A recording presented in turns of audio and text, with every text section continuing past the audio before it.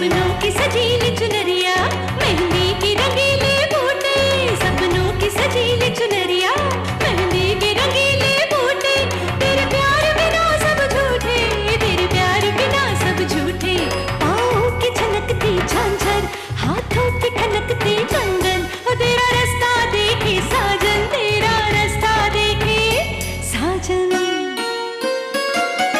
मेरी बाहों में हर पल बहारों के मौसम है, बूंद ना बादल कोई फिर क्यों आँखें नम है, तेरे सिंदूर की लाली अब नहीं मिटने वाली, कह रही हर धड़कन सात जन्मों तक साजन। बनूं मैं तेरी दुल्हन, बनूं मैं तेरी दुल्हन, बनूं मैं तेरी दुल्हन, बनूं मैं तेरी दुल्हन।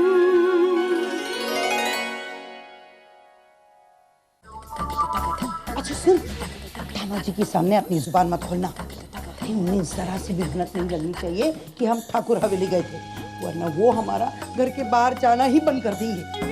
मम्मा, मैं इतनी स्टूपिड थोड़ी ना हूँ कि चीनू जी के सामने ऐसी बात कर कर अपने ही पैर पर कुल्हाड़ी मारूं। और वैसे भी चीनू जी तो आज लेट नाइटिंग आने वाले हैं, उन्हें कैसे पता चलेगा कि हम कहीं गए भी थे या नहीं।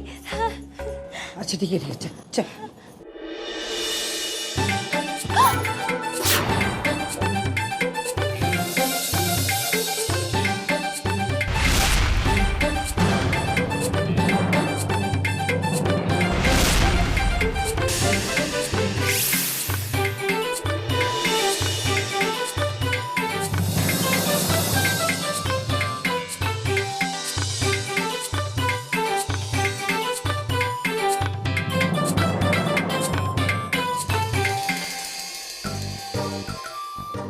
जी आप यहाँ? चीनू जी आप तो लेट नाइटिंग आने वाले थे ना? हमारी बात छोड़िए, ये बताइए कि आप लोग कहाँ से आ रहे हो? कहाँ से आएंगे दामाद जी, वो तो हम झाड़ू पोछा करने गए थे, आज हमारी कमर जरा दुख रही थी तो सोचा शालू के ले जाऊं साथ में मदद के लिए। अगर एक लफ्ज और झूठ कहा ना तो कमर दर्द हम दे देंगे आपको। सारे घरों से पूछ कर आए हैं, आज काम करने कहीं भी नहीं गए थे आप। बताइए कहां से आ रही हैं आप? कहां से आ रहे हैं आप लोग? चीनू जी वो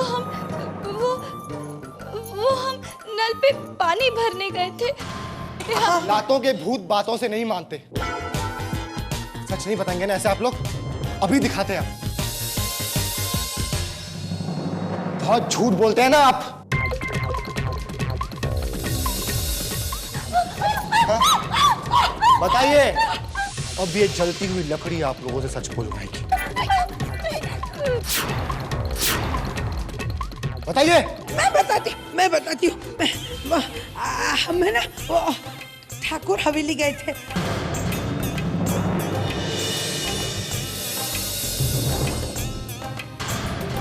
क्यों गए थे वहां?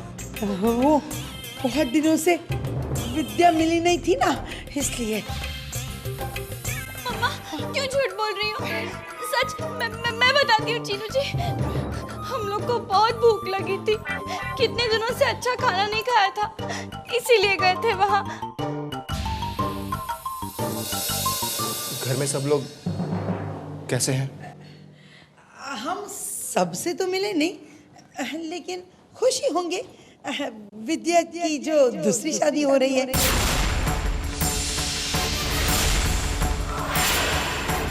भाभी की शादी? हाँ, तुषार जी के साथ विद्या की शादी हो रही है। और उसके बाद विद्या वो मैट छोटे ठाकुर को टाटा करके दूर चली जाएगी तुषार जी के साथ।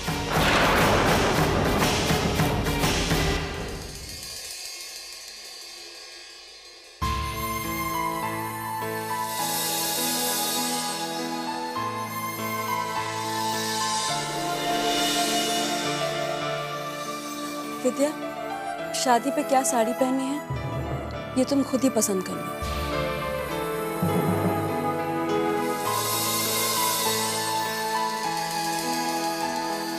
तुषार, बेटा तुम कुछ मदद करो ना विद्या की। आप लोग जो पहनने को कहेंगे हम पहन लेंगे। विद्या, बेटा एक बार देख तो लो।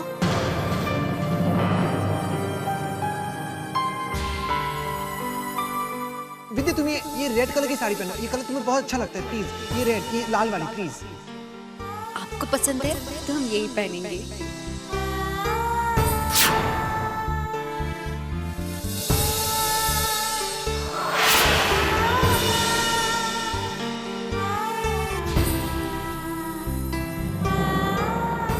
हम ये साड़ी पहनेंगे।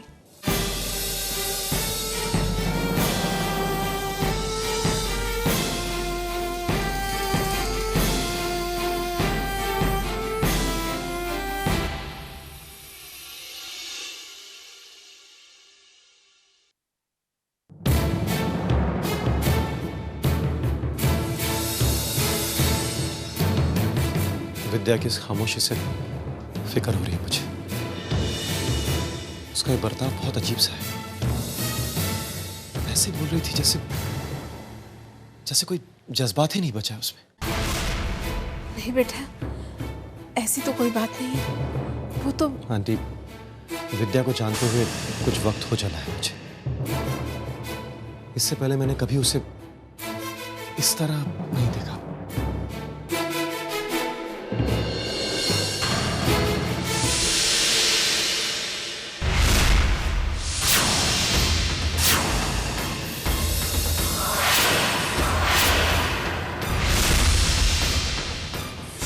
ये क्या हो गया? मेरे रूम की ये हालत।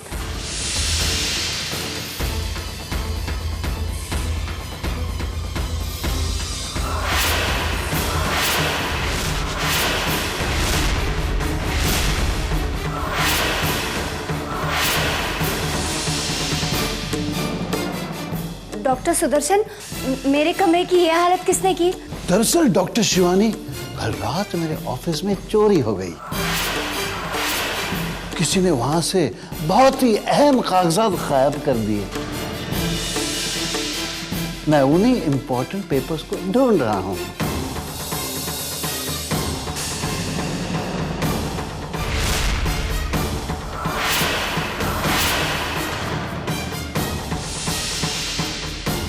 तो मेरे कैबिन की तलाशी क्यों ली जा रही है? कहीं आप मुझ पर तो शक नहीं कर रहे हैं ना? नहीं नहीं, मैं आप पे कैसे शक कर सकता हूँ? कोई शक नहीं कर रहा हूँ, बल्कि मुझे यकीन है कि वो पेपर्स आपके पास है। ये रहे पेपर, सागर के रिपोर्ट्स। डॉक्टर सुदर्शन! नहीं, आपको नहीं, इन रिपोर्ट्स को खाक में मिलाऊंगा। देखिए, आप ये नहीं कर सकते। पेपर छोड़िए doctor Sudarshan. Doctor Sudarshan! Doctor Sudarshan! Doctor Sudarshan!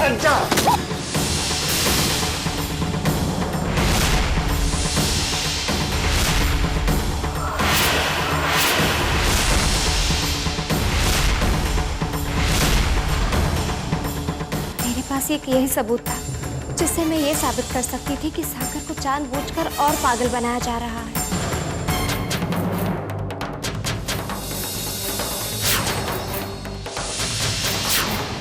Shambhu, Rafiq, कोई है? आ जाओ, जल्दी आ जाओ, ले जाओ इसे। दोबारा ये लड़की अस्पताल के इर्द गिर्द नहीं नजर आनी चाहिए। ले जाओ इसे। छोड़ो मुझे! छोड़ो! छोड़ो!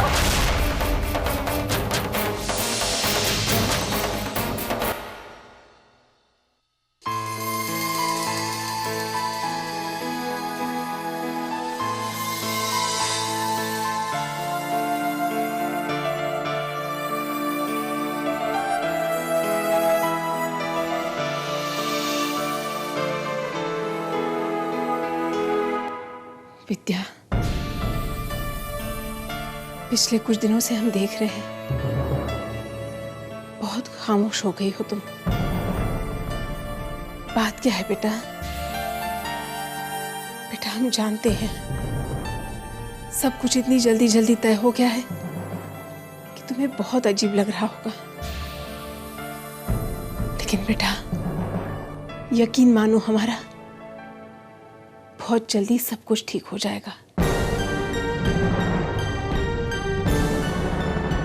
पराई लगने वाली नई जिंदगी धीरे धीरे खुद अपनी बन जाएगी।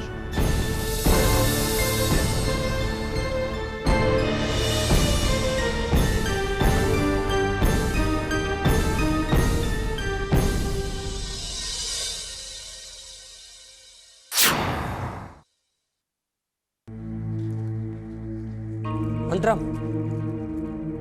सामान जरा गाड़ी में रख दो। और सुनो, ये पूजा की सामग्री भी। संभल के। अनिकेत, आपने पंडित जी से बात कर ली? हाँ कर तो लिए, लेकिन एक बार कंफर्म कर लेता हूँ।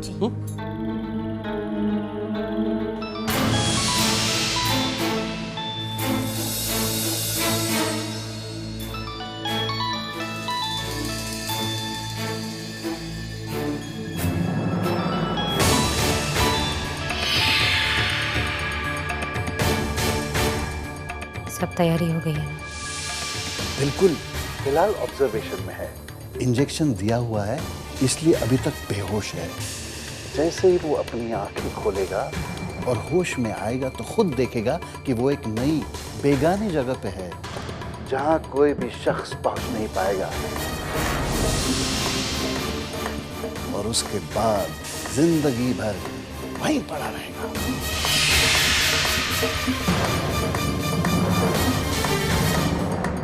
Very good.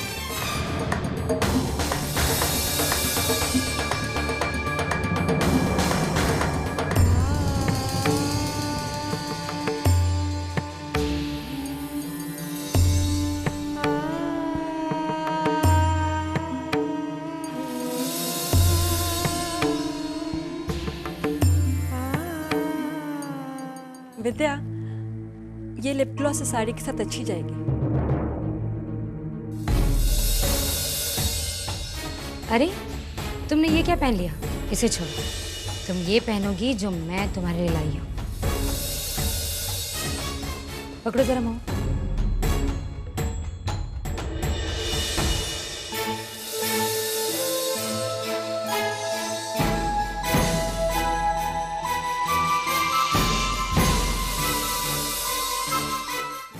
आखिर तुम्हें अपने घर से निकालने का मेरा सपना आज पूरा हो जाएगा विद्या।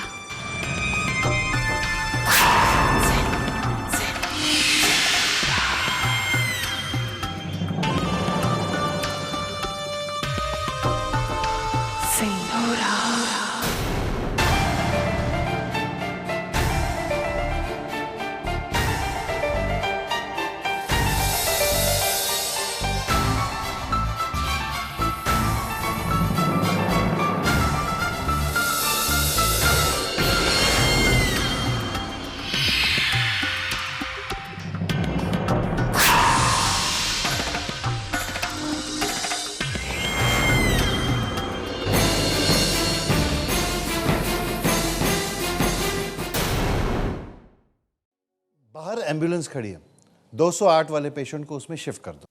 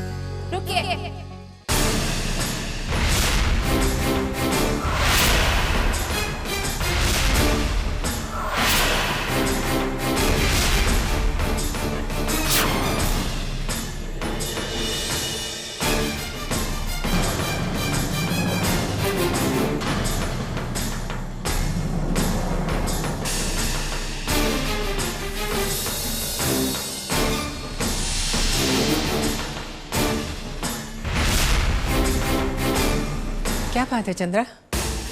हम विद्या से कुछ बात करना चाहते हैं छोटी माँ। हमें मंदिर के लिए देर हो रही है। और अगर मैंने विद्या से अभी इसी वक्त बात नहीं की तो हम सब के लिए बहुत देर हो जाएगी।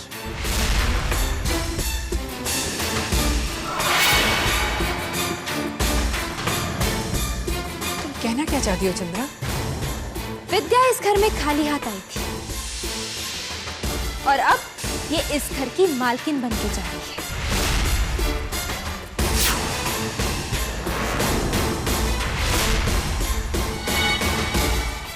आज ये किसी और की पत्नी बनने जा रही है। तो फिर मैं आप सबसे पूछती हूँ, क्या हक है इसका हमारी जायदाद पर?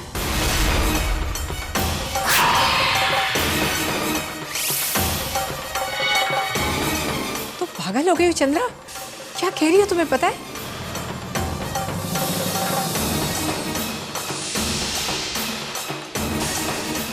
क्या हुआ विद्या? चुप क्यों? साफ सूंघ गया क्या?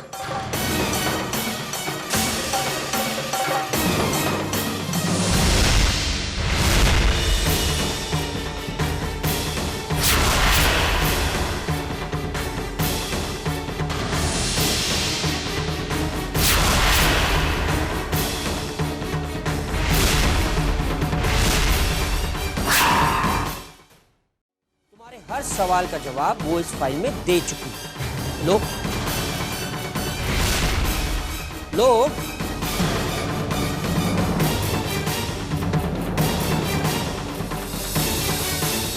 विद्या ने खुद ही सारी जायदाद सागर के नाम कर दी है।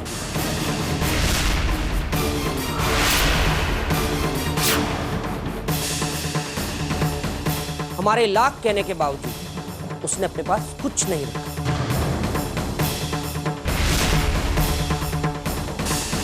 ये कहकर कि उसे ये जायदाद सागर की पत्नी होने के नाते मिली और यहां से जाने से पहले उस सब कुछ सागर को ही लौटा कर जाए।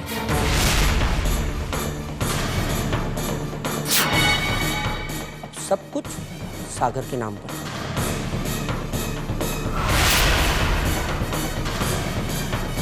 और उसकी गैर हाजिरी में सिंदूरा सारे जायदाद की केयर टेकर है।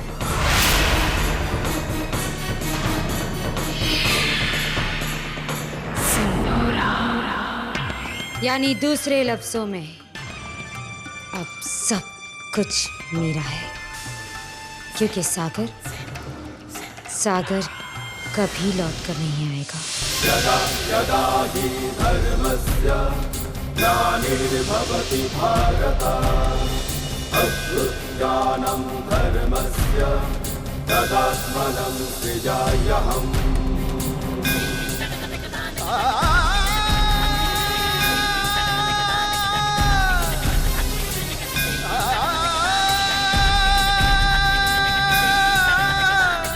यदा यदा हि धर्मस्य ग्लानिर्भवति भारत अभ्युत्थानं धर्मस्य तदात्मनं सृजाम्यहम्।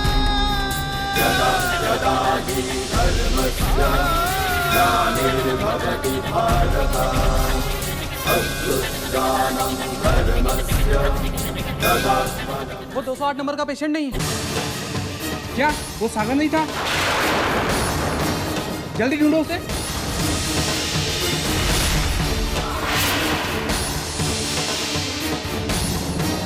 यहाँ भी नहीं है। कहाँ है वो लोग? कहाँ है वो?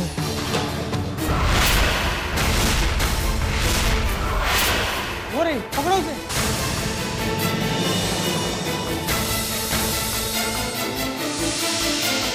वो रहा, पकड़ो।